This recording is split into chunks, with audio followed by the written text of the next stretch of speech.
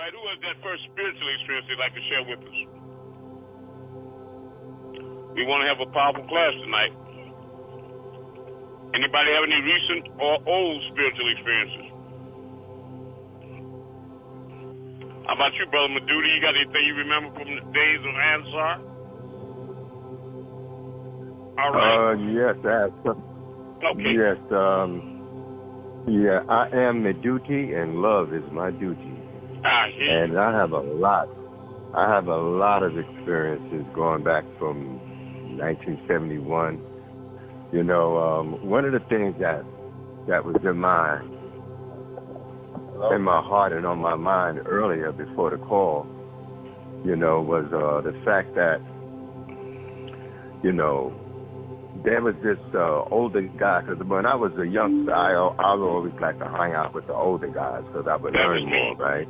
Yeah. Yeah, man. And this older guy, his name was Johnny Javis. He was the smartest guy that I had met in my life up until that point, right? Mm-hmm. And he taught me how to play chess, right? And he taught me so well that I beat him. And like that particular day, I beat him 3 games in a row, and he didn't want to play no more. So, you know, I told him, I said, you know, Johnny, do me a favor, man. Walk me up here to Utica Avenue so I could finally meet this guy's teacher, right? Because there was this other old head, this OG. His name was Titus, right? And I had a lot of respect for Titus. You know, he was like one of the tough guys in the neighborhood and the hustler and all that. And so, like, I kept running into him. And he was dressed weird, you know, because I was used to seeing him in the latest fashions and stuff, you know. And every time I would run into him, he would invite me up there to Utica Avenue to meet his teacher. So back during that time, I was all about the streets. I was full of crap, you know. And like I would tell him, yeah, man, I'm coming. Had no intentions on coming at all, right? But as life would have it, I kept running into him, and he kept inviting me as if it was for the first time.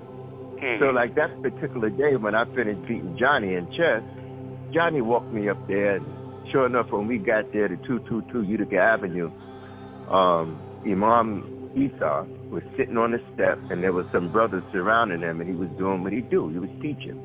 And so Johnny, he started asking him questions, right? And for those of y'all that know, y'all know how Doc is, man. He answered his questions right and exact and took it up a few notches.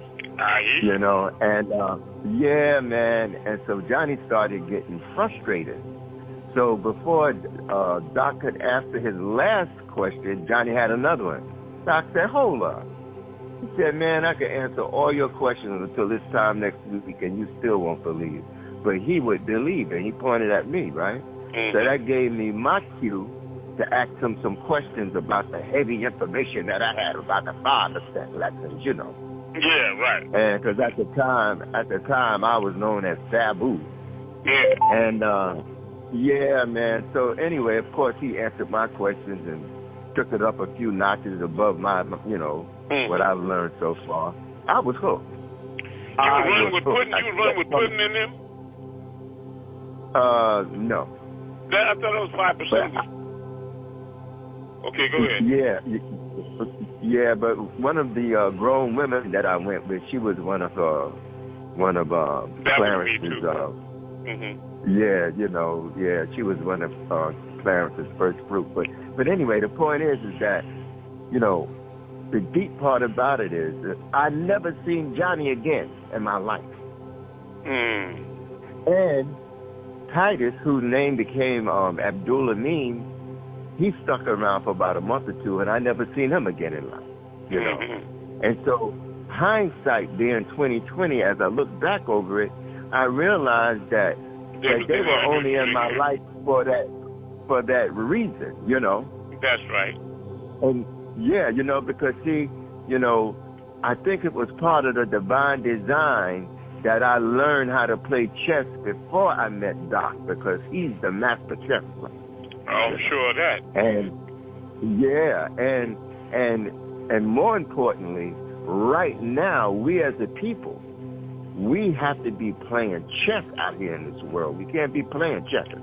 That's what they playing. Because yeah, Yeah, that's what most of us are playing. We play checkers. Most of us haven't even learned how to play chess. But our enemy, they ain't playing no checkers. They playing high-stake chess. Yeah. You see, they have a strategy. They have a plan, you know, and they plan ahead. You know what I mean? That's right. And they watch them. They watch us. Because, see, to be a good chess player, you got to be very observant. You got to be a thinker. You have to, devise a strategy, you know? That's right. And you got to have a plan, you know? That's right. And, yeah, so I was thinking about that earlier, man, you know? All right. So I figured, okay, that was on my heart. So I'll share that with the family this evening. Okay, what can you tell us about Imam Mister, how he was in the early days, in a personal sense? Did you move into the Jamiat? In Bushwick, yes. Okay. You mean where they got the masjid and all that? That was before the masjid was built, I know. Because see, I first came around in 71. In 71, right. everyone was living separately. Yes. You know. Yeah, and because like when I met him, like I said, our mosque was at 222 Utica Avenue between St. John's and Sterling Place. And were you still there when the masjid got built? Was I still there when the masjid got built? Yeah, sure. Yeah. The name of it, right? 743 Bushwick Avenue. That was the address. The name of it was Ahmedul Masjid. It was named in my honor. Wow, I didn't know that. Yes, right. Yeah, I didn't realize back and forth through there when it was laying the foundations, the bricks. Yeah. Wow. Okay. But for those of you that weren't back then, right? We were, man, it's like we were like mystics, because you had to go upstairs to the mosque, right? And in order to get into the prayer area, it was like you had to get down on your knees and crawl in there.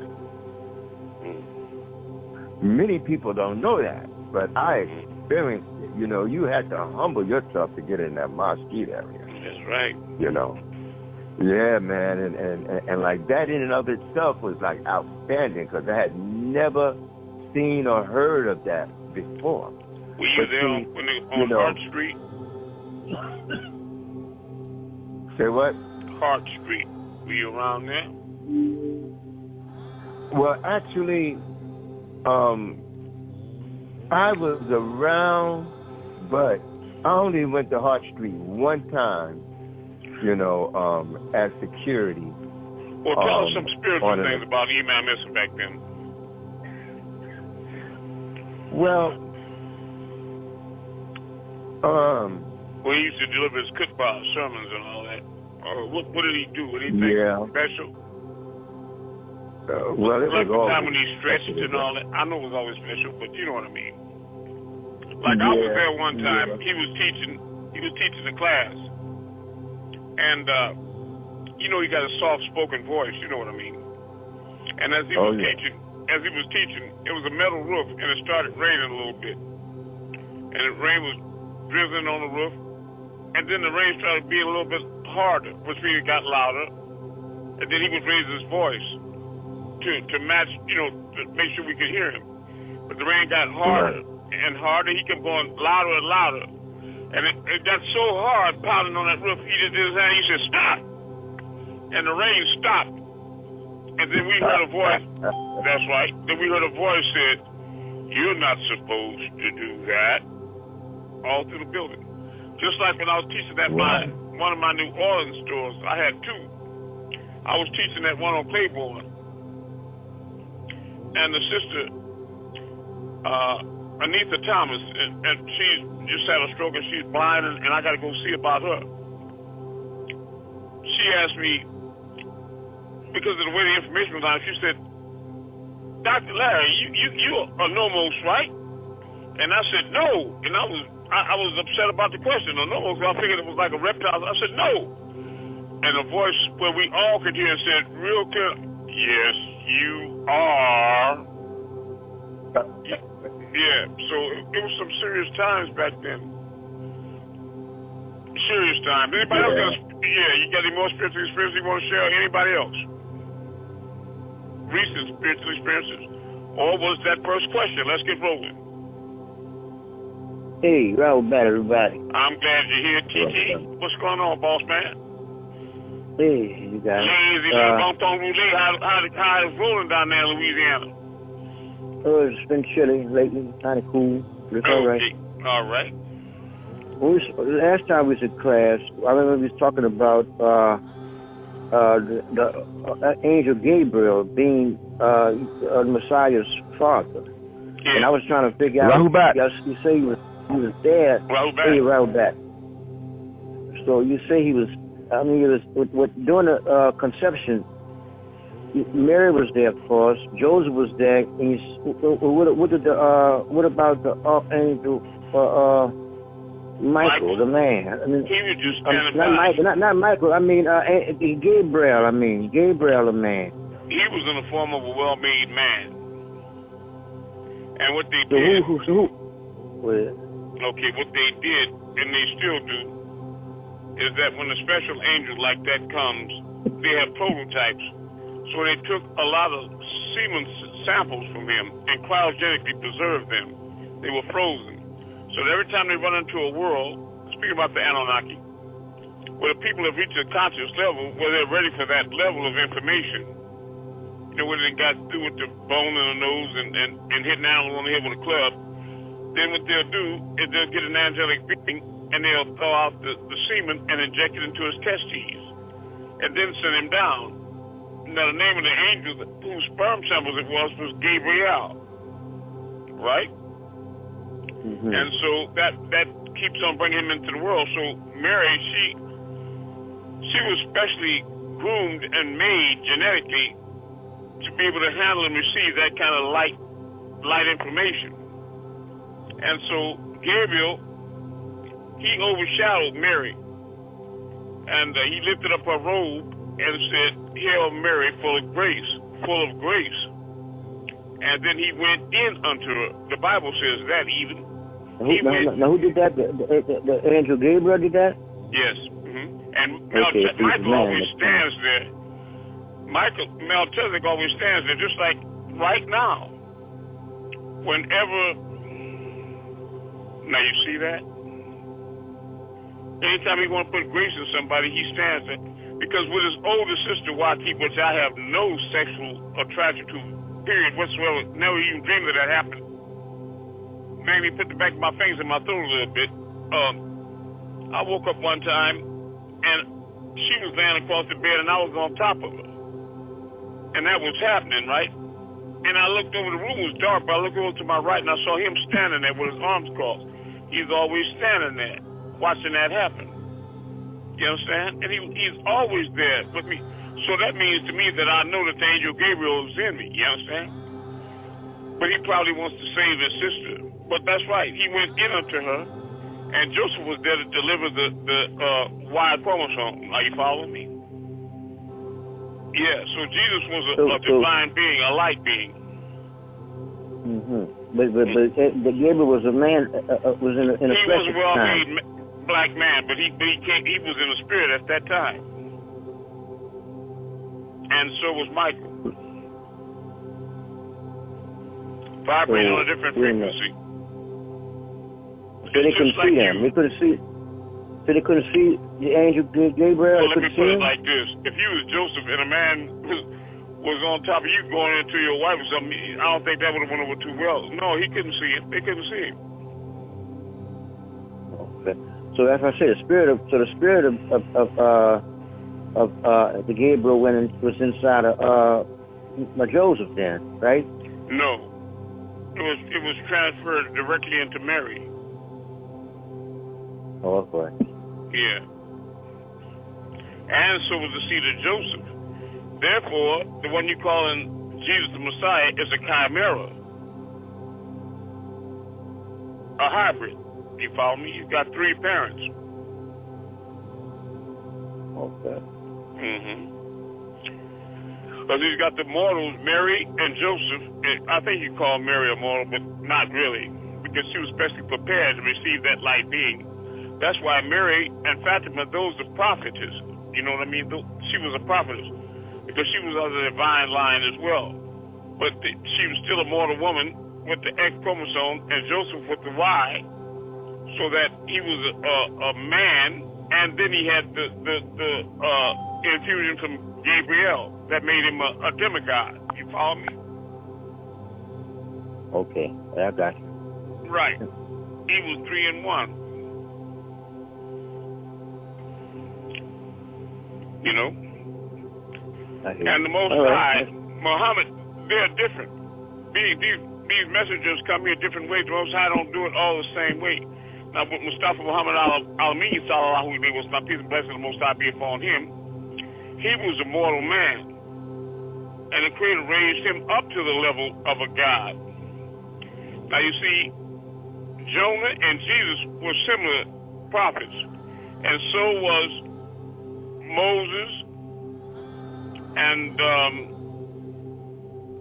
let me see, I just had his name, and Moses and Muhammad were the same, because they were both mortal men, and the Creator raised them up to the level of gods as mortal men. You hear me?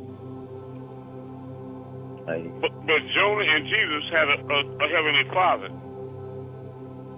an angelic being for a parent. So, in other words, he can do it either way. He can make you a God any way he wants to. I'm not trying to confuse. I hope people understood what I said. Yeah. What kind of questions? I know that invoke questions, right? Who's got questions?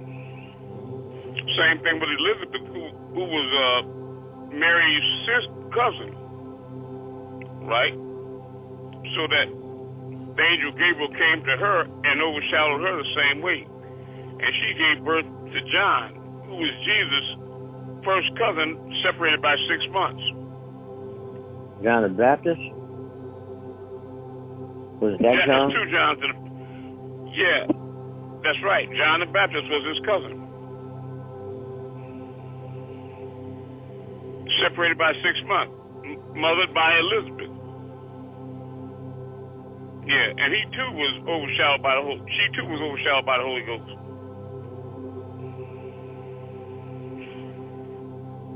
Right? Yeah. Right. That's what class is for, so you can learn new things. All right. All right, who else got a question? Oh, who has that first question? Well, I have.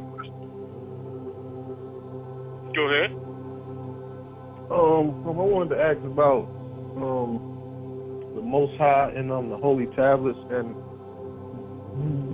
what is the comparison between him and like the Creator? You mean the Most High and the Creator? The being that's in the Holy Tablets, and is there like a being that's even like higher than him, who we call the Creator? Or yes. Well, the source creator of creators is Fa'u, Kalun, and the best definition would be all, right? Yeah. Because it was Fa'u that not only created Elyon El, but appointed him as the Most High. The Most High Supreme Being, you know, that means, see, Elyon El can spiral down into a man. Anu can spiral down into a man. To have sex with a woman or sit on a throne. Are you following? But he can also spiral up into an Ethereal. You know, in the pure consciousness and thought.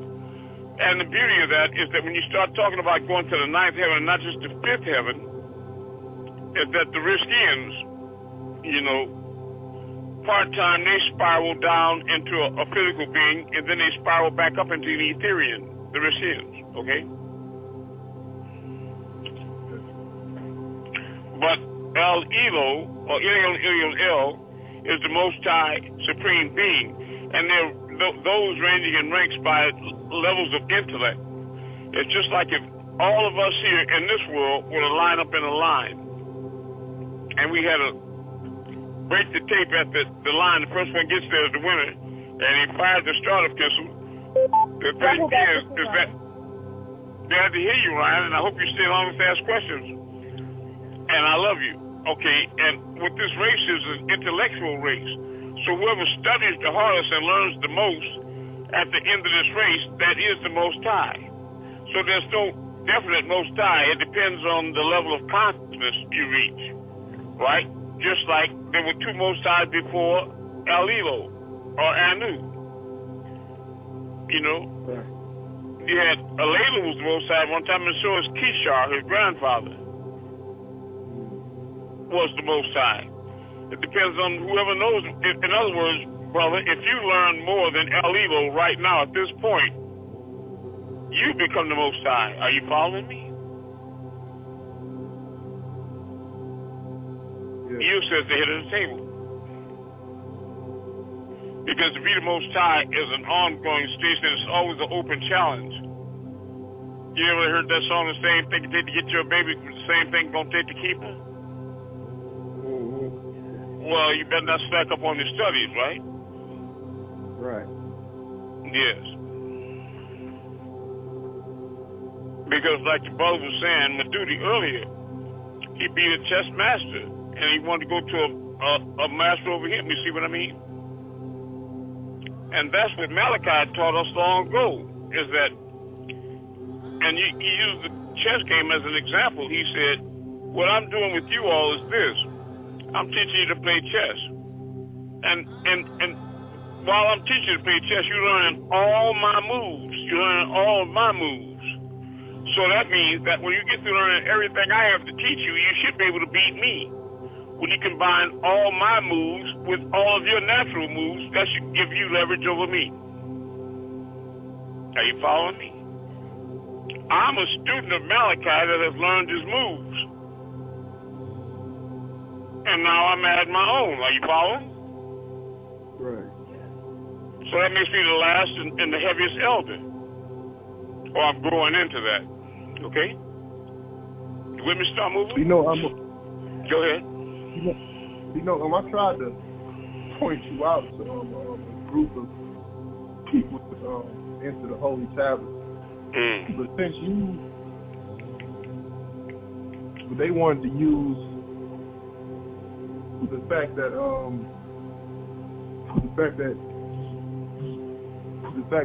you learned from Malachi, like as if you're like a little guy, or so he doesn't know anything, like something like that. They kind of just. I was a little guy, and I didn't know. You follow me? Right. Just like you, if you walk with me long enough, you'll learn a lot of things you didn't know. But what it was is I was a great and avid student of Malachi. I hung on his every word. I listened to all his CDs and DVDs. I read all of his books, and I saturated. I really learned everything he gave me. You follow me? Let me try to give you more insight as to who I am. You got a holy tablet, brother? I can pull it up real quick on this phone real quick. Yeah, pull it up real quick. Pull it up. Everybody else get your holy tablets. All right, when you get there, you should go to chapter 6, tablet 10, the mortals. Let me try to give you some insight into this story.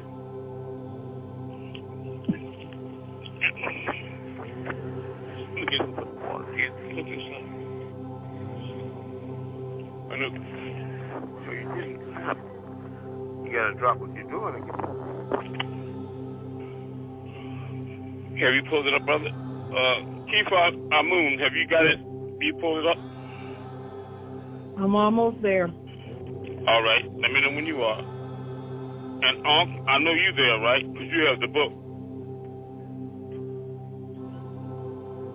Yes, I'm there. Okay. And everybody else is there, I hope. All right, Madudi, you there? I am. All right. We're going to go to chapter 6, tablet 10, the mortals. In the salt pack, it'll be page 544. All right. Now, I'm going to go back further than I have to give you clear insight. Lo, if I cry one real tear, do you think that they will hear? Remembering my trials in this holy tablets, being sent to human beings, one must be prepared for their nature. An initiation is like a birth. The key to overstanding it is to overstand that each that is born of someone who themselves were born of someone. All of the pure ones have a Self-Selah. Now, with the Self-Selah is the link in the chain that traces you all the way back to the Most High Creator. It is the link, much like the etheric cord, that stretches forth from soul to soul, and which keeps the channels from the higher realms into the earth plane opened. When a mother and father have a child, that child is brought forth unto them in a bodily form. That same child, however, has a spirit that extends back 70 and 6 trillion years. And that's a fictitious number because it really means forever. Okay, that's how long there's no numerical. For this reason, every mystic order has spiritual masters. In other words, for this reason, every mystic order has spiritual masters or beings from higher planes. I'm one of those. Those whose responsibility it is to keep you, that child, in tune with the original spark since the beginning of creation. Then on one still shadow time, as I was walking alone, I perceived the presence of a superior being with me. I turned around and saw no one, but I began to fear inside. Then suddenly from me and through me at the same time sounded my name saying, Yaanuwn, fear not, for you shall be the bearer of the torch of light in the west, and shall save many souls. You were yet a baby, like you said before, brother, don't know anything. Like that, they thought I was like a baby. In other words, I was. You are yet a baby. So was Malachi. You are yet a baby, but you shall mature into a man more rapidly than you can ever imagine. Do not be afraid, for I am about to manifest. Startled and overwhelmed, frightened and bewildered, I could not have faith that this was happening. Suddenly I felt a warm sensation 2 inches above my navel, a feeling that shot upward towards the center of my chest from my solar plexus, and then a tingling feeling centered between my eyes. Immediately, a crystal green and white rays of light slowly appearing, and there he stood, magnificently. How can I make you feel what I felt? How can I make you see what I saw? I saw that. He was strong. I thought an 18-wheeler would hit him, his feet wouldn't even slide, right? He was strong. He was powerful. He was gowned in what seemed like a whitish-green flowing robe, and there was a glow about him that I had never seen in any other person, a sparkle, bright as the stars. I thought it was bright as the sun. When I saw him, he had an aura like I had seen on my mother and many people before, but his was so wide, it went through the wall, I didn't know where it ended. I looked into his eyes, and I was no longer afraid. For in his eyes, I saw depth. I saw warmth. I saw compassion, tenderness, overstanding, and kindness. I knew I was safe in his presence. He made me feel comfortable and secure. He spoke, and his voice was the voice of the angelic beings, real soft like. He said, your soul lived over 76 trillion years ago. Over 76 trillion. You have witnessed many cycles. Each cycle is 24,000 years. You have witnessed many cycles, and now you have begun to grow. You are of the ancient ones, El Hawalina. You are El Mutajaza, an avatar, divine incarnated in flesh. You may not at this time understand what this means, but as time passes and you begin to grow from your inner self outward, you will begin to perceive and understand these things. The spirit of your father has awaited its rebirth into this earth plane, and now it is your calling. I was speechless. I tried to stare into him in order to decipher who, what, and from where he came, for I did not want to boldly ask him. And as if he knew what I was thinking and feeling, he did, without a second thought, he said that he belonged to the ancient ones, who had descended upon the planet during the time of Master Noah, son of Lamech and Camilla, and even before, millions of years prior to the birth of your Adam. It was called Project Blue Rock, infested by the Ashtar Command, the intergalactic legion of this side sector, 3 placements, 7 from in circle. I bear you on eagle's wings and brought you unto myself. This being was highly involved in the upper worlds. He said many had come here to earth and planted seeds in earth, and their children this very day are called star people. That's you all. I told you that all of you all with me are chosen. Only you can break that bond. But all of you all are star children. I'm telling you. And their children this very day are called star people.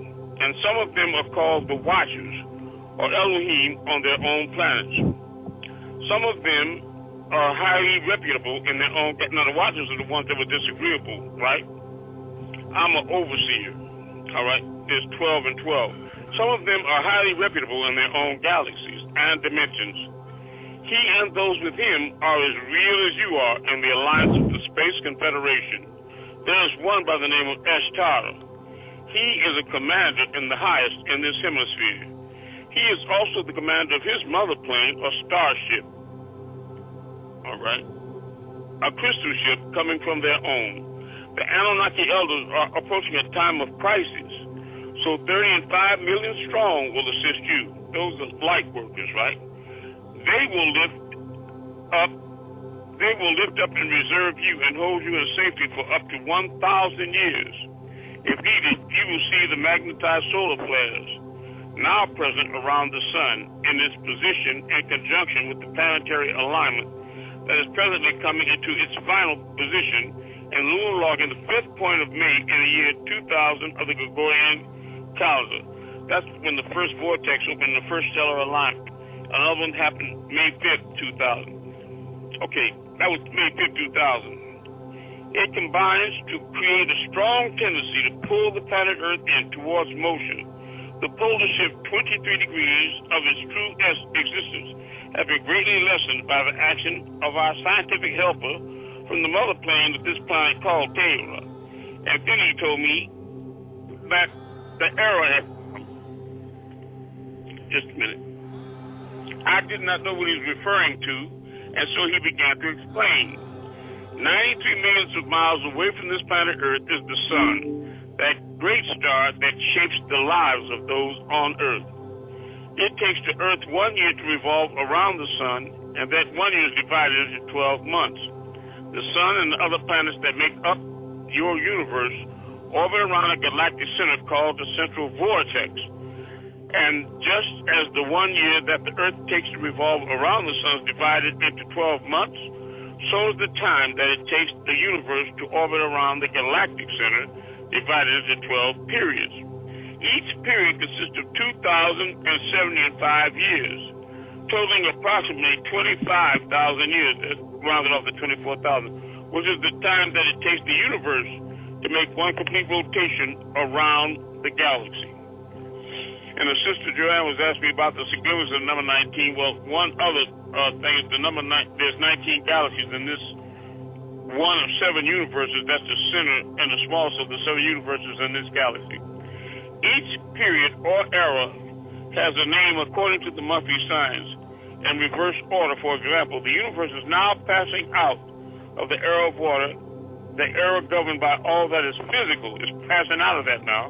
Known to many as Darus Samkatina, the Piscean era, and it is entering into the era of air, ether, mind, and power, known to many as the Aquarian age or Daru the Law. This is the dawning of the age of Aquarius, right? This new age is a spiritual era that the world is now ready to accept. And you have been chosen to teach the light of the ancient mystic order of Melchizedek to the new souls who are waiting to receive it. Those new souls who realize that there is more to human beings then he faced to his 5 physical senses.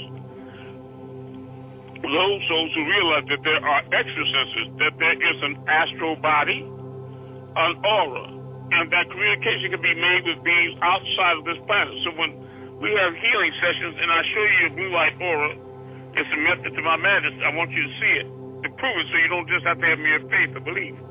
Okay, those souls who realize that there are exorcists, that there is an astral body and aura, and that communication can be made with beings outside of this planet. The 12 eras from the Piscean age, moving counter-clockwise, have 8 doors that open up. When the 6th door opened in the lunar log of the 19th, 160 of the Gregorian calendar, the disagreeable beings descended down into the earth in many forms, including the human beings from the Ashtar command. Ashtar command, of course, the Pleiadians, who also grafted as a food source of the reptilians. Okay. Beings descended down into the earth in many forms, including the human being from the Ashtar command, the ancestors of the disagreeable Halibians, Flugelrods, and Hoodoo. That's the ones that look like Archie in the comics, because the Canaanites, only 6,000 years on the planet, Halabian Flugelrods been here 8,600 years, with whom now seek to control the planet under the name Children of the Light, or simply Illuminati. These are the devils. Okay. Then the 7th door opened in 1970 AD. That's when he broke the 7th seal.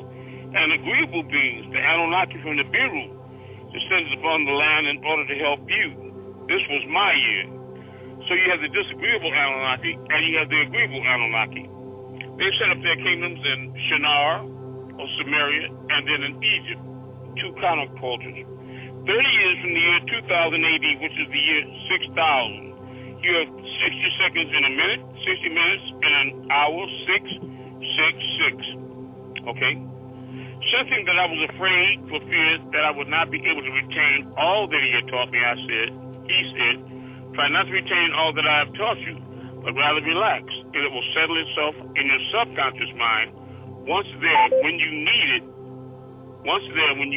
it will burst forth like the sun in the daylight hours, if you have faith without a doubt. And that's what it is with me. Everything that he taught me and everything that I've learned, it comes through me like that, not from me. And put your trust in Allah. You will find that we, the Elohim, will open you up, and all the answers to the universe will reside in your chest. Having said this, he was gone from sight. I stood there frozen. Where did he go, I thought, and why did he tell me his name? I waited for hoping that something would happen, and a lady passing by said, are you all right, mister? You look ill. I spoke back saying, I am fine, thank you, and then I proceeded to walk away. Suddenly, while walking, fear overtook me. But why was I afraid? Immediately I realized that it was because he was withdrawing from me. 7 minutes later, I heard a voice from the distance say, seek me, and you shall find me. Ask for me, and I will be there. Knock, and I will always open this side of the world to you. And then the voice faded away. That's what's happening to the young man, Malachi York. You understand that? It was gone. I cried all the way home. 7 months passed before I heard from him again. And then one day while meditating in a state of profound tranquility, when my mind and soul were in communion with the cosmos, I began to feel his presence. I was sure that he would manifest, but he did not. Instead, a name appeared. My room was dimly lit by candles of the Sabbath, but there, just above my head in a cloudy yet visible form, was the name Al-Qadar, which in Arabic really meant green. I stared at the name for what seemed an eternity, and slowly thereafter, it disappeared.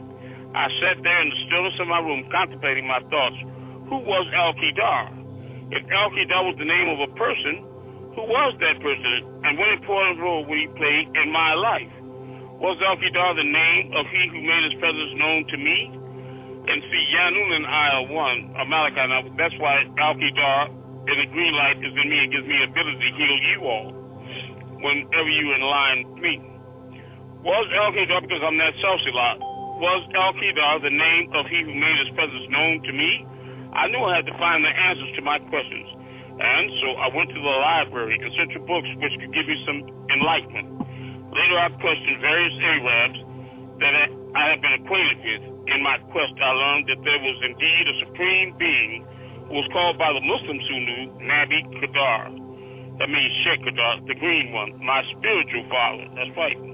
He was referred to as the green one, for he possessed a green light, a force that he directed which could sustain every physical form and heal every disease known to humankind. Suddenly, the pieces of the puzzle started to fall into place.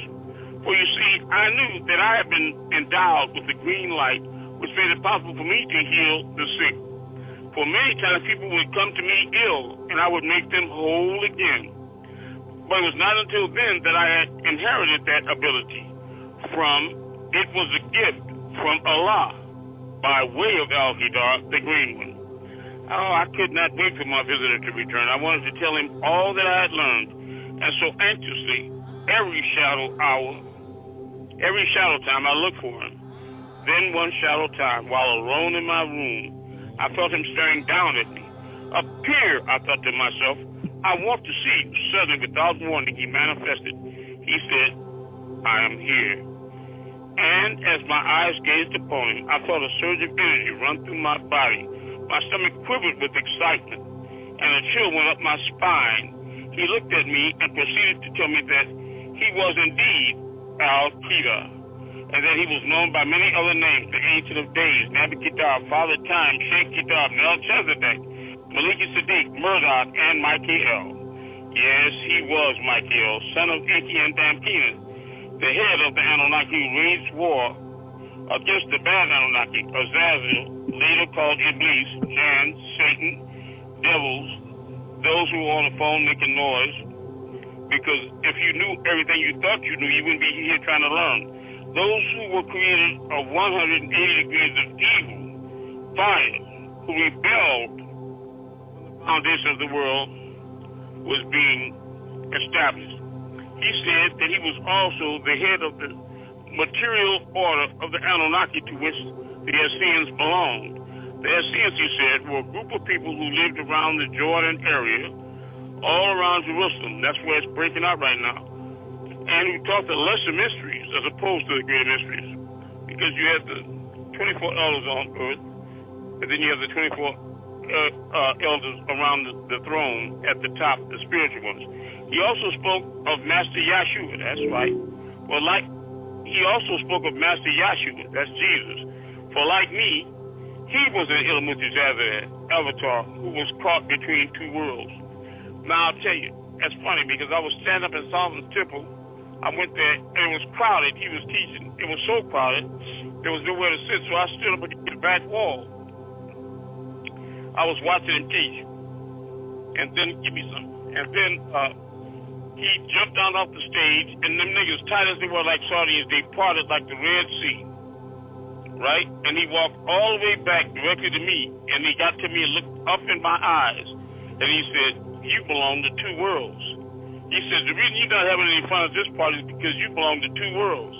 And he turned around and started walking away back to the niggas, back to the stage. And when he got halfway there, I told him, I said, you too?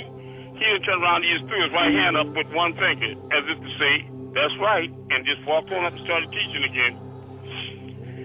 But I knew I belong to two worlds, Star Mover, and many of you all here with me are star children, but some of you are fire children, like that California nigga. Yeah, he's a fire child. All right. He also spoke of Master Yeshua, for like me, he was an Ilmutizazar avatar who was caught between two worlds.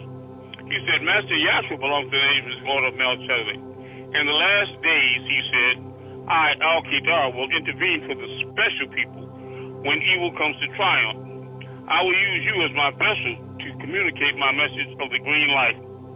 Fascinated by these words, I caressed my words that caressed my overjoyed soul. I knew I had found a friend, someone I could depend on. He remained silent for a moment, as if in deep contemplation, and then he told me that I would be given an initiation. which would prepare me for all that I would encounter as the spiritual guide of human beings, for that time. He told me that I would be summoned when it was time, and I would have to journey to Sudan and seek him at the junction of the two Niles. I met him there too. Thereafter, he referred me to the section of the Holy Quran, which speaks about his meeting with the Elohim Moses in the 69th degree, which was changed to the 18th degree, verses 60 to 62, and his meeting with Master Abraham in the book of Genesis, chapter 14, verse 18, at the Digat Faratu, or as you say, the Tigris Euphrates River. He then explained the meaning of the sacred water, the fire, and the sacrifice. As he departed, he told me that he would not see me for a while, but when I needed him, he would be there, and he was gone. Months passed by before I heard from him again, and during that time, my life took a drastic change. It was as if I were a huge magnet drawing all kinds of people towards me. Answers to questions I never thought I could answer started pouring forth out of my mouth. My earthly family was amazed. It was obvious at those moments that someone of great wisdom had inhabited my body, and that through me, he was speaking. I speak his words, he speaks my... There were times when I would sit in my room and cry because I felt I was being asked to do something I did not understand. So, when Gabriel went up to see the Most High, and he looked at the wall of the soul through that light, he saw a figure moving, and it said, Al-Hayu, Ya Al-Hayu, Al-Kedar, Al-Kedar. So he's part of that too, right? Okay. I felt at times as if I had no control over my actions, my thoughts, and I wondered if I could indeed give sight to those who appear blind, give hope to those who appear hopeless, bring faith to those who appear faithless, and most of all, teach them to walk in love, not hate or fear. Teach them to walk in light and not evilness. Could I remove the veil from before their eyes so that they once were back into the Elohim? I'll be trying. I asked myself so many questions, I began to think I was going crazy. Sheikh Kadar had not made his presence known to me in so long that I began to wonder whether I had imagined everything that had happened. Did I indeed see this majestic being? Was he real? Or was he a real figment of my imagination? But he was real, all right, that's true. For whenever that strong sense of insecurity would overshadow me, I would feel Al-Qadar's presence, and he would comfort. Finally, in the lunar logging of the 1973rd year of the Gregorian calendar, I want y'all to understand the timeline, because this is 1973. He met Ahmed. Are you following me? So that's not Ahmed from the 1800s with the Vatir. Okay, finally, in the lunar logging of the 1973rd year of the Gregorian calendar, I was summoned to take my journey. I was told to go to the Sudan, and then once there, I was to go to the Grand Temple in Khartoum and seek a human being by the name Mahmoud. I was told that his name would be Mahmoud, for he belonged to the final part of the three Miyms of the name Muhammad. That was number one, Ahmed, before the Prophet actually came. Number two, Muhammad, son of Abdul and Amina, and when he was here, Mahmoud, when he had finished his mission. That is Ahmed in prophecy, one, Muhammad in birth, two, and Mahmoud in the end. The three Miyms, or the greatest Ra, which I know, Maduda, you remember that Muhammad was the greatest Ra in your Ansar days, or the greatest soul, okay. And he was the one that had the night of power, where all the angels in the Ra, the soul, came down. And you can see me coming back over the Aqsa Masjid in that ball of light. As I prepared for my journey, I was very excited, and the relationship between Malachi and Ahmed is clear, because Ahmed said Malachi said he descended from Ahmed, the loins of Ahmed, and Khartoum. And Ahmed was the 19th Imam after Mustafa Muhammad Al-Amin. Does everybody know that? I know you remember, my duty. Yes. Ahmed is the 19th Imam That's my number, 19, after Muhammad. And Malachi is the great-grandson of Ahmed. You see what I mean? All right. I was very excited, for I realized that my journey would mark a change in me that would affect not only myself, but the lives of all those people I touched. I knew that the journey would be a long and tiresome one, but I faced everything that was to come with great anticipation. When I arrived in Sudan, I felt as if I returned to my home, my land. The month of June in Sudan marks the end of the hot summer months and the beginning of the rainy season. Therefore, the weather was not as hot as I expected it to be, but rather comfortable. In fact, the early hours of daylight were rather cool, and during the afternoon sky is very clear and the sun is very bright. It is then that the great sun reaches its peak. In the dusk period, and just after the sun appeared to set, one is overwhelmed by the sight of the sky, for it looks as though it had been stroked by an artist's brush. Its color is vivid red with shades of orange and yellow. There are no high buildings to hide the wonder of Yaanuwn.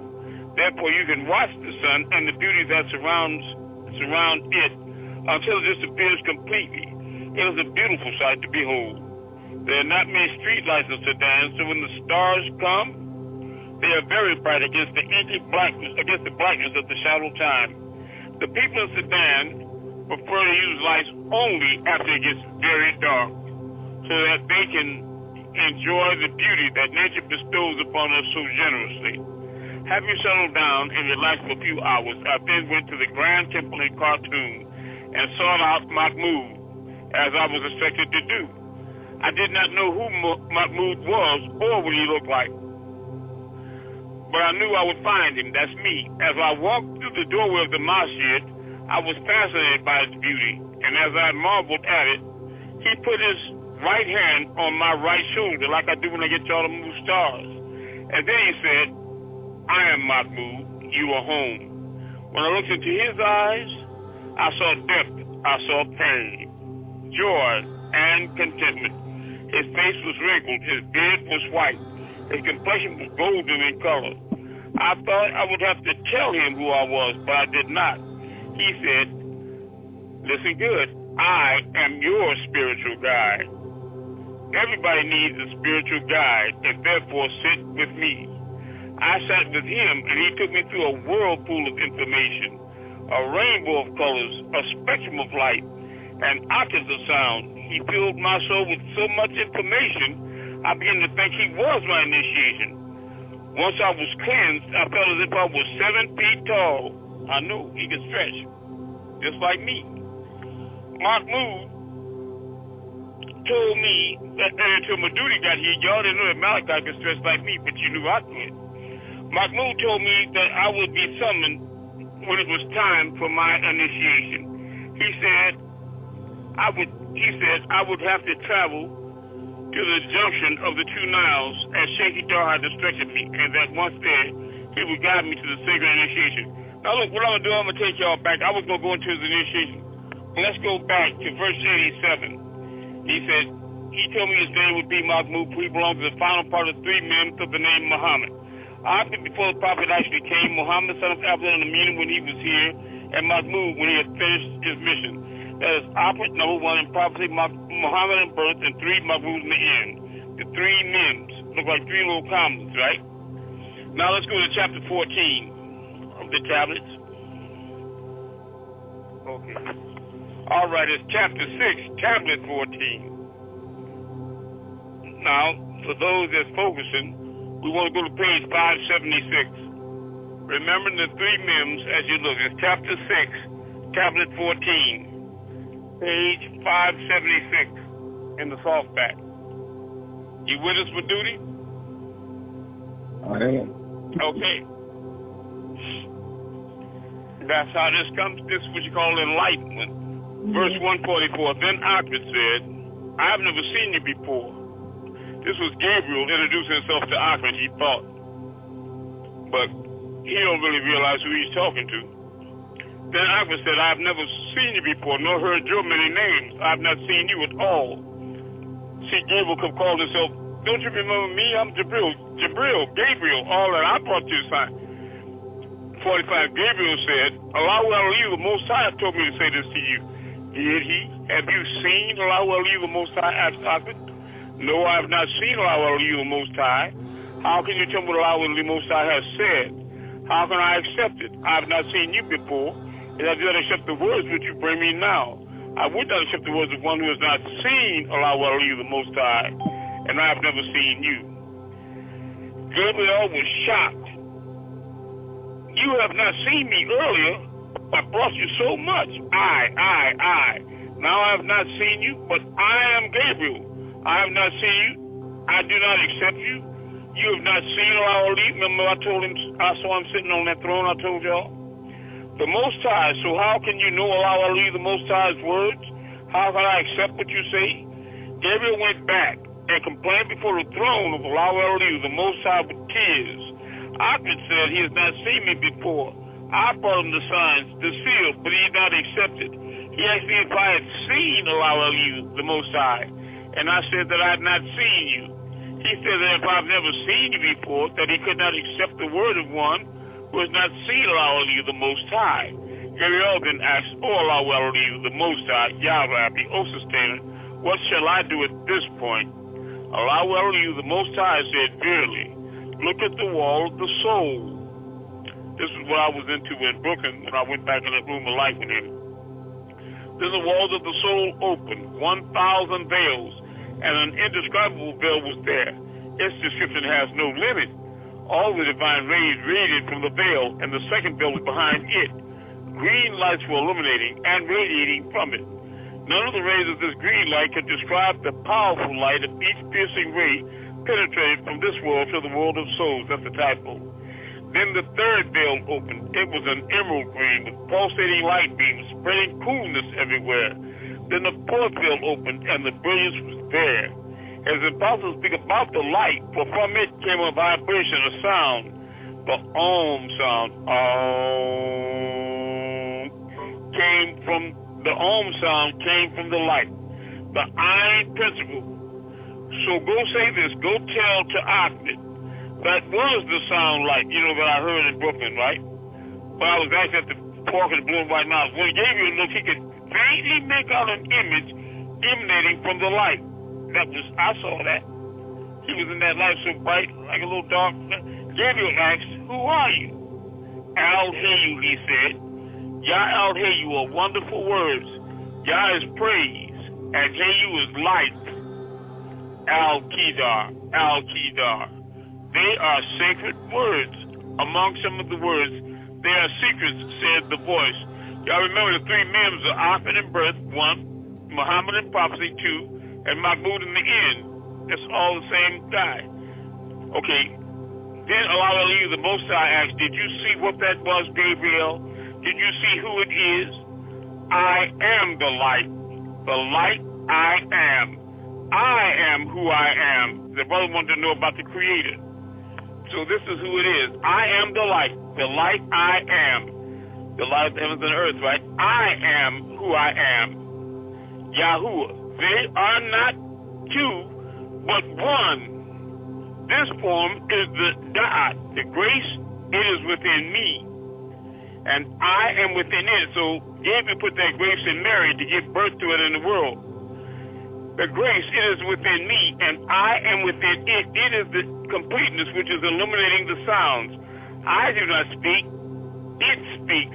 I exist within it, and it exists within it, and it exists within me.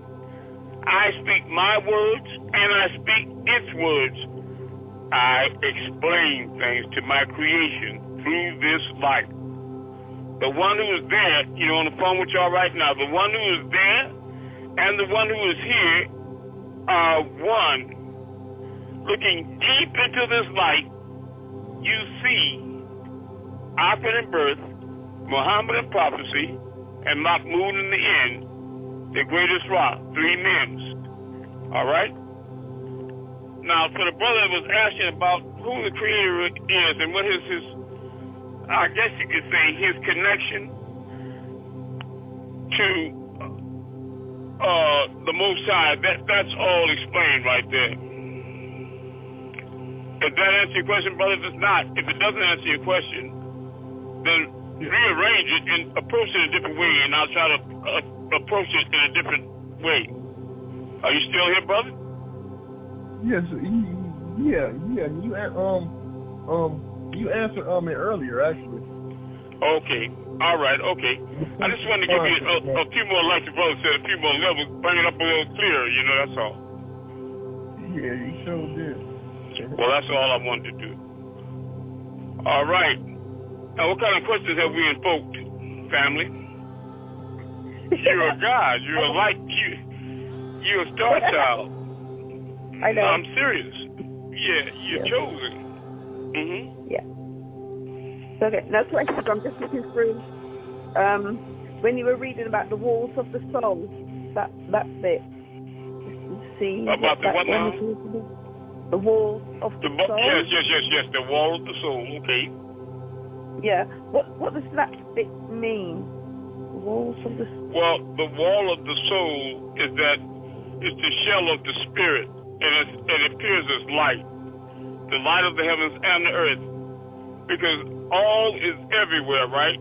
And the Most High incarnates wherever your focus is. So the wall of the soul could be where Gabriel went to the throne or where I went to the throne. When I went to the throne the last time, I went to the actual throne and saw him sitting spiraled down as a male being. He was sitting on a throne. It was a high, tall back. He was really black, and you could tell he was really tall, a tall being and thin. And he was staring down and out.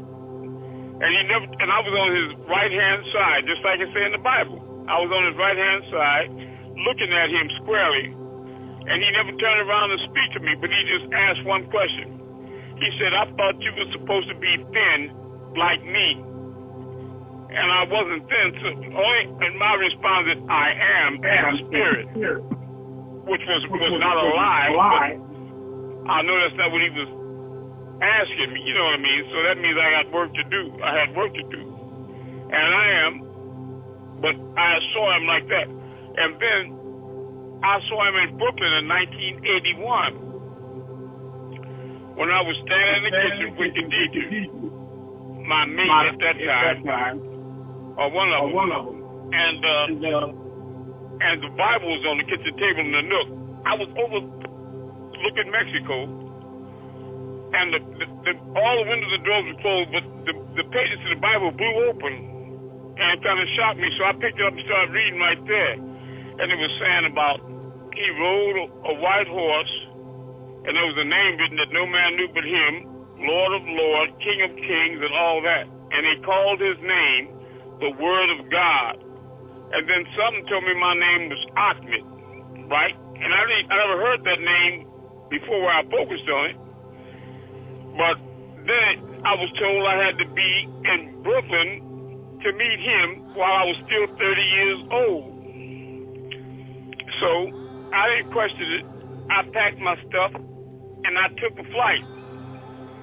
And when I took that flight, I ended up there, and I was sitting in there while the student imams were teaching.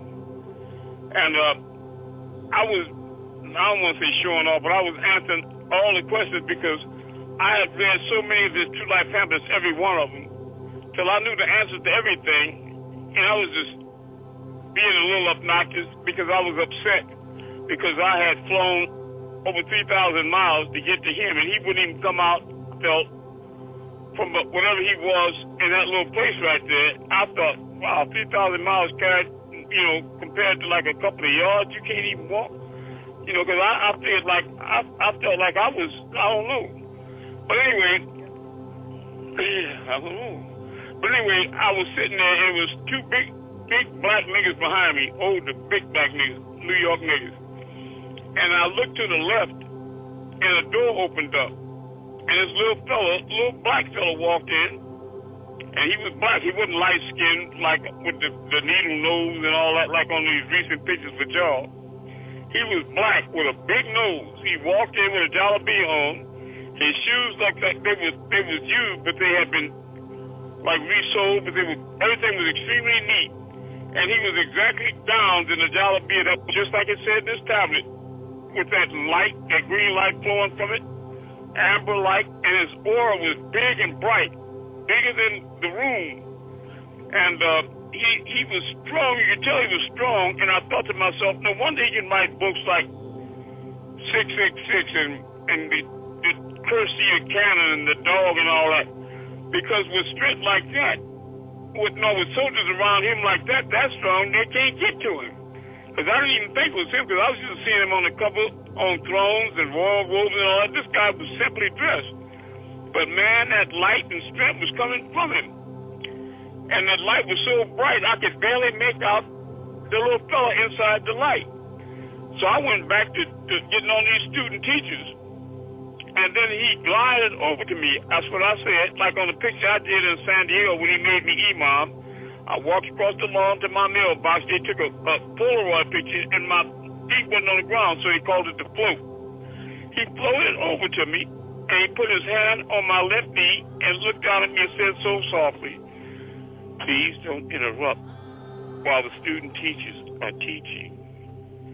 And I looked up at him. I'm a hard arm robbing nigga, and I couldn't. I said, "Whatever you say," like that. And then he walked away, and the two big niggas in back of me said, "You know who that was, don't you?" And I said, "Yeah, but I knew who it was. You know, I knew." Floating and lighting up like that, it hit me. So pretty soon he got on the stage, and he started teaching the khutbah, and he said he was going to give a shahada out. You know, a man like, "Mama got to be while silly while you're in the car and all that." And then when he got through, he called me up. He pointed to me and called me up on the stage. And I went up there by him, and I hugged him. I don't know why, but I just loved him. I don't know why. And I whispered into his left ear, I said, "I love you." But when I said that, my mind was pointed upward, you know. And then after that, some other things that happened there. But anyway, after that, you know, you could hear the salat, the time they was giving a call for salat.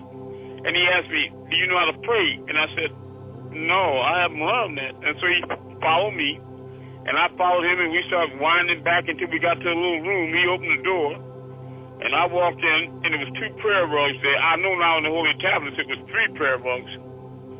But he said, "Just do what I do." And we went down into sujud, into prostration. And then we came back up in the jalsat, and we went up and we stood up. And I ain't gonna lie to you, the room disappeared. It was all light. All the floors, ceilings, and walls and everything was nothing but light. I was like I was standing in the middle of the light. And I could hear the sound, like little children doing And water started coming out my eye, my left eye. And he turned around, not all the way, but just cocked his head and he said, "Are you all right?" Like he knew I was upset. And I said, "I don't know, man. I don't know. I don't even know where I'm at." And he said, "Don't worry. Things like that happen around here all the time." And I started looking at my watch, you know, because the room came back, right? And I was thinking, I got to get on this jet while the room is still here because I can't take another one of them. I can't take another disappearance, you know what I mean? No, nothing, man. You know, like what happened to me outside in front of the house here. It wasn't I didn't know where. I didn't want to step or nothing. So that light is with me now, you see. Yeah. But I got out of there, got on the plane, and I left, and we was up in the air. I was sitting by the window seat, and everybody on the airplane was staring at me. All them white people craning their necks staring at me. I got self-conscious. I started checking out. I went to the bathroom and looked in the mirror. There wasn't nothing wrong.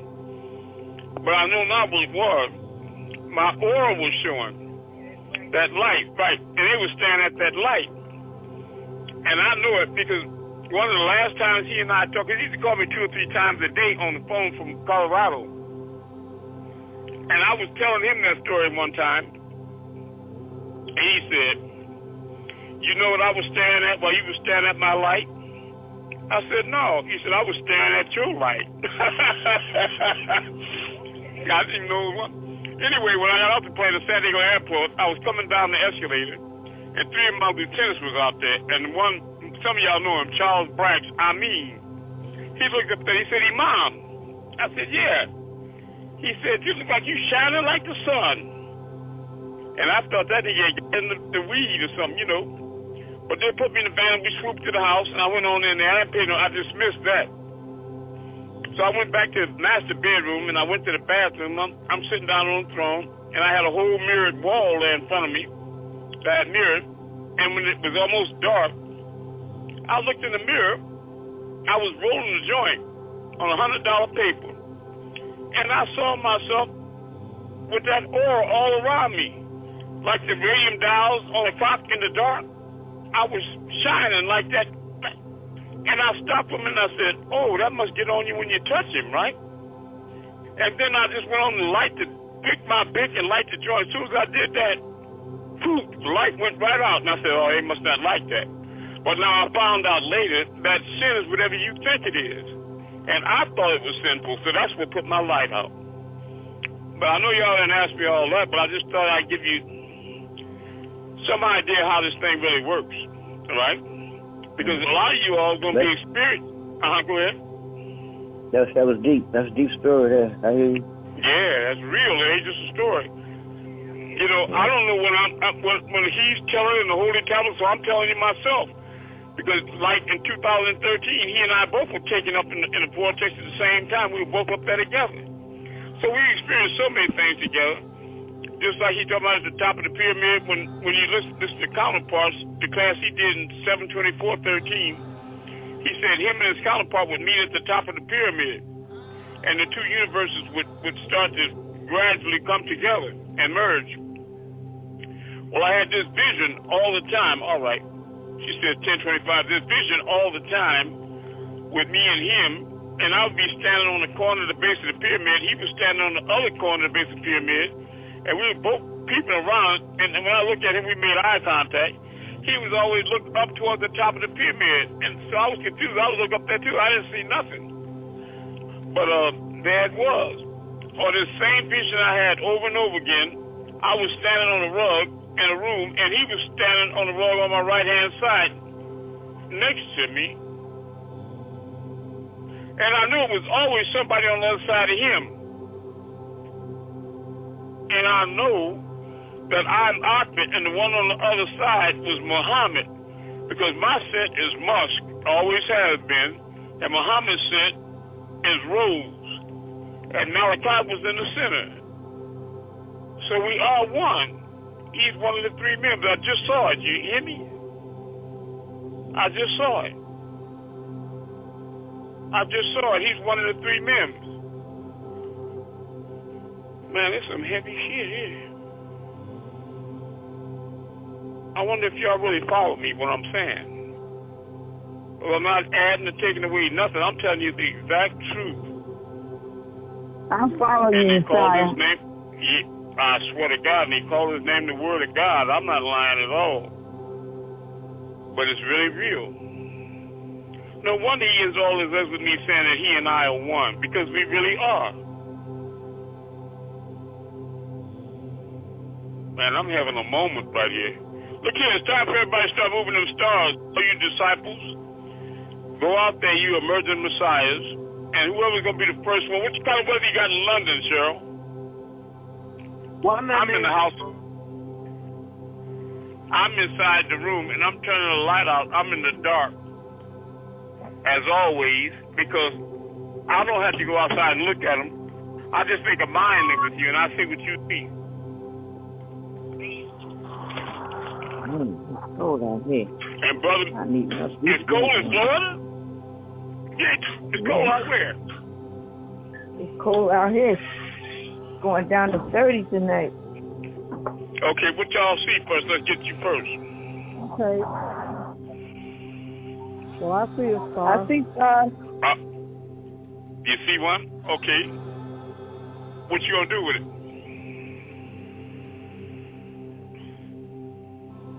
Hello? You talking to go? Okay, this is Lucas. I see a star. All right, what you gonna do with that?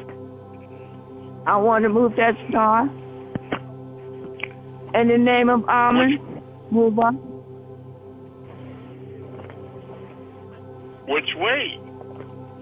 Move up. Oh. It's wobbling around right now. Yeah, it wobbled to the right, I saw it. Now it's wobbling more. Yeah. But it's still going now up. Now it went up. It went up fast. Now it's coming down. You want to go down? Yes, Kane's coming down. Came down fast. It's wobbling really good. Yeah, I see wobbling left in the name and of right. Amun. Yep, in the name of Amun, move to the right. Move to the right.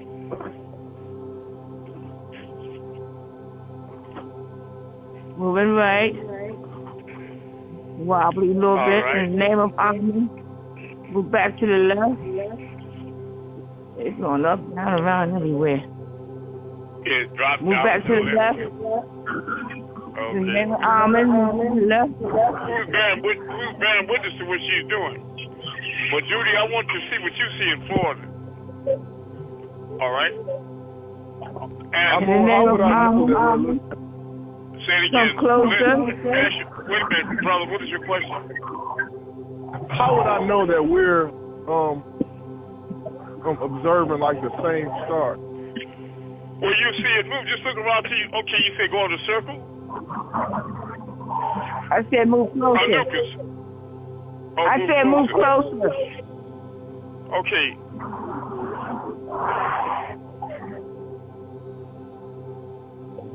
Moving closer. In the name of Amun, move back.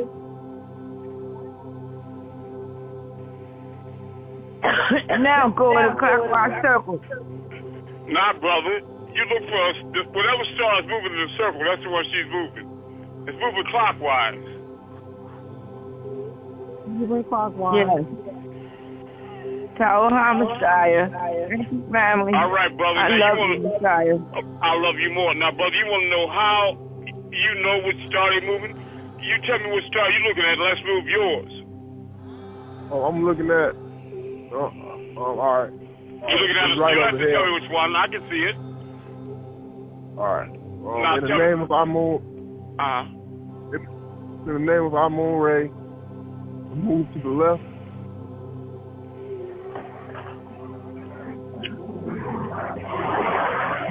It's moving left. Yes, it is. It dropped down before it went to, but go ahead. Back and forth. In the name of Amun, move to the right. Moving right. Dropping down a little bit. Just wobbling all over. It did drop down. Yeah. In the name of Amun-Rayay, go up.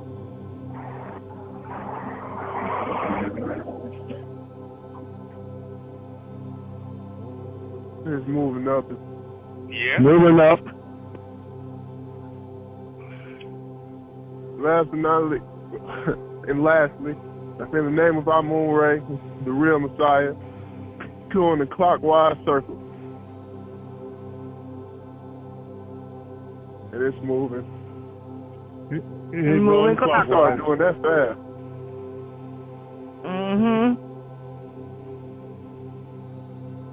In the In clockwise. the name of Amun-Rayay, go back.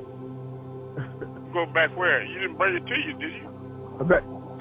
No. I'm not. I'm serious, huh? You want to bring it to you closer? Huh? I wanted to You want to put bring it back to in you? its original position. I'm on. Said, it's gonna move back. Let me tell you, it's Put just it back like a where I child. got it. Hold on. Let me explain something to you.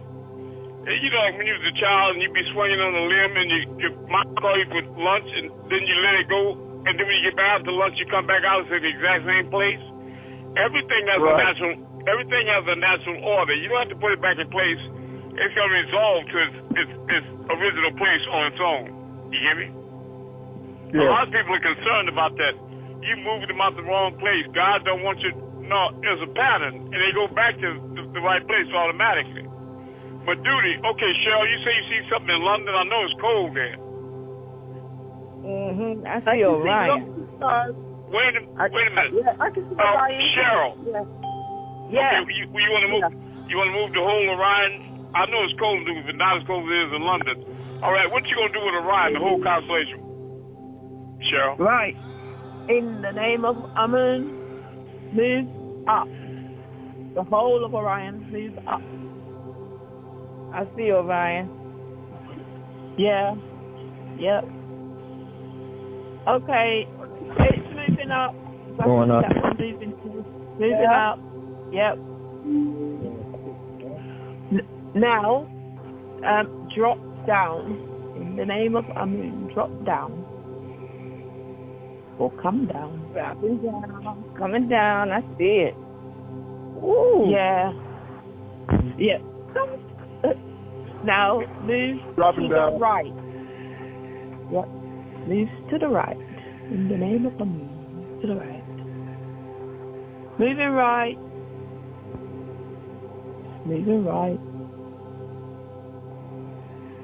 Slowly. It's moving. Moving right. Yeah, now move slow. to the left. Yeah, yeah. Move back to the left. Okay.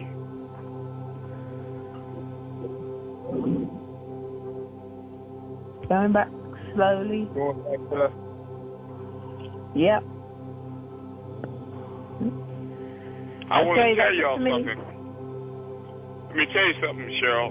When you all are moving stars and constellations or the whole universe, what's happening is I'm moving with you at times, and then at times I break off, and you don't even know it, but it's like you riding a bike with training wheels, and I just let go as the parent, and you don't even realize I done let go. Y'all be doing it on your own, do you understand? But I don't say Doing nothing. on our own. Yeah. I realize it. Do you hear me? That's why I name all of y'all. When you all get your name from me, it always has Amun in it. Because we're doing everything in the name of Amun, which means we're all one, right? Sure. And there is no big or small in the eye of all. Madudi, what you got in Florida? What you gonna move for us tonight, my brother? With all due respect, I'm going to just stay observing tonight, brother. Okay, all right. Okay. All right, anybody else? What you got in Texas there, I have a star overhead I can move. Okay, I see it. In the name of Amun-Rayay, run up. And it's taking off. It's running up. It wobbled to the right, too. Yes, it did. Yes. Now stop. In the name of Amun-Rayay, run to the right.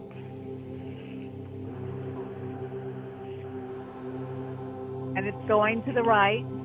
Yeah. I see it. It's running. Now stop. In the name of Amun-Rayay, come closer.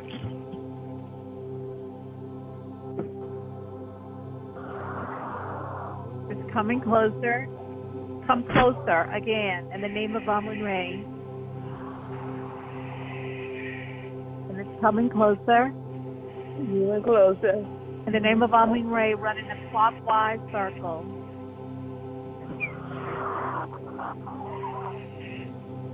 And there it goes. It's taking off. It's going in a clockwise circle. That's right. All right. You Oh, all, I I love you. I love you all with all my heart. And anybody else standing out there in the cold, go on inside and warm up. Look here. Who else has another question tonight?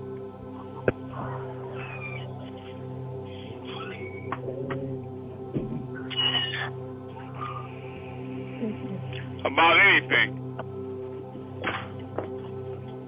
Believe me, we're here. We are here. Believe me. And we love you. We love you. Go ahead. I didn't have too much of another question, but I had a spiritual experience that happened about 2 weeks ago during my sleep time. I was in some type of pit. It was like a steel type picture of something that, like, I felt the third feeling a of oneness. Yeah, that's right. And I thought to myself, the thought to myself was like, this is where I need to be right here. Like, that's right. Where is that? That's the only place.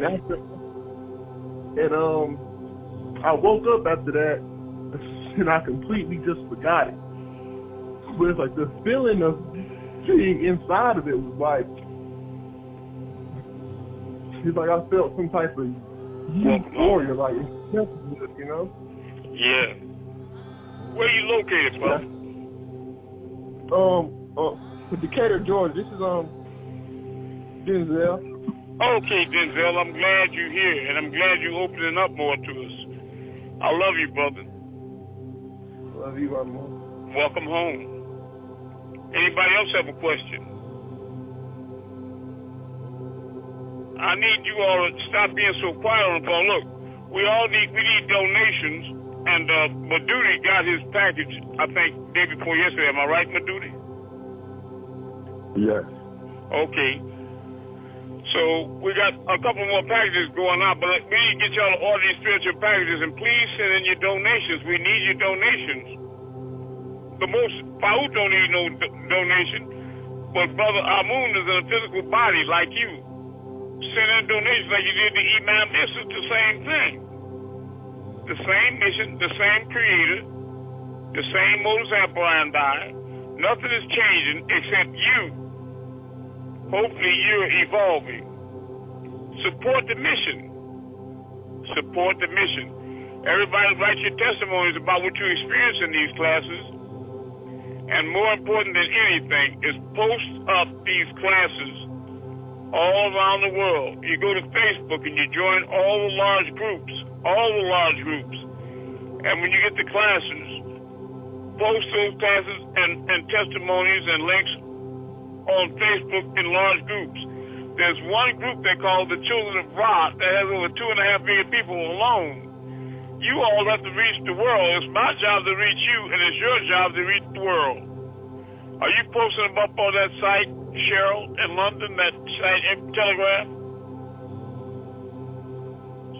Yes, when I get the post, I send them out on Telegram, yes. All you got to do is email me, because I can send it back to you like that if they're trying to block you from receiving, okay?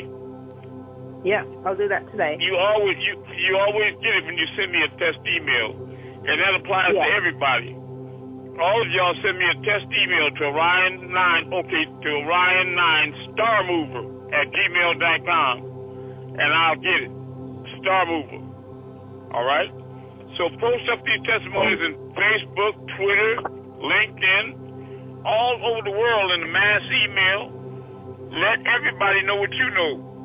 Don't leave a stone unturned, because you're not going nowhere, and me either, until we raise up that number, 144,000. The sooner you raise them up will be the second that you leave here, and you leave all your troubles behind, all your hell and sicknesses and bills, and you always look at the news tomorrow when they're killing. You know, y'all realize they had 631 mass murders in the United States as of yesterday night. 631 mass murders. Where they just walk in and pop innocent people and murder them.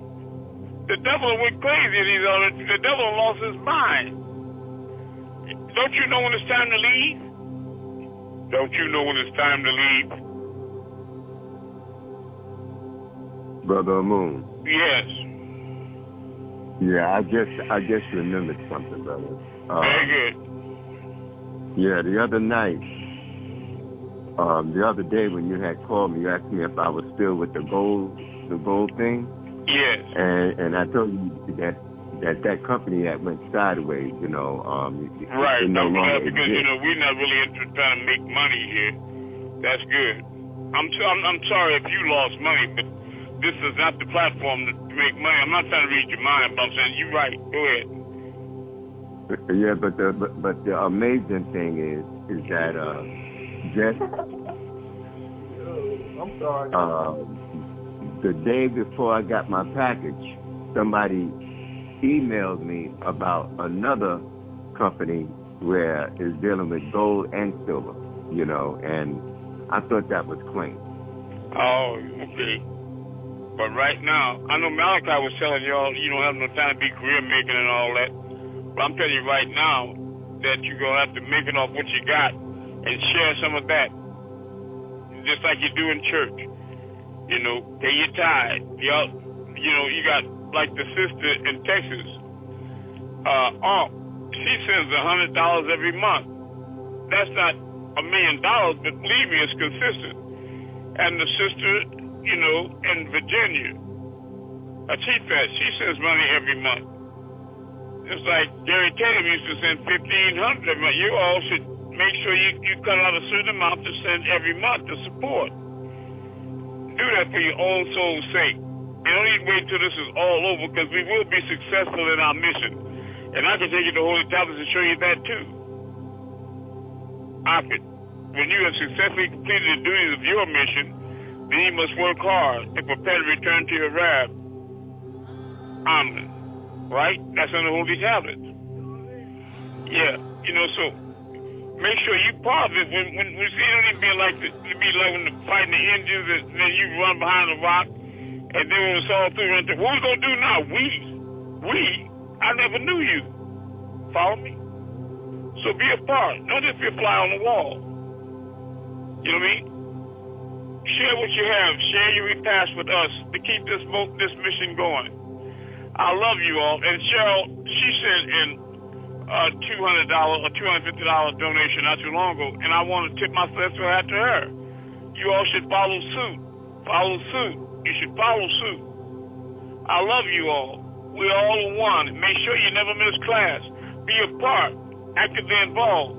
Don't put this on the back burner and do your world thing, and then whenever you get time, and then your development, you know, then you come in between your physical world. You know what I mean? This ain't no part-time gig. This the real thing. Make sure that you focus on this. I love you all, and I love you in the real way. I hope you heard me with your good ear. Peace. Servant of the 144,000. Need here authority. Amun-Rayay. Asa.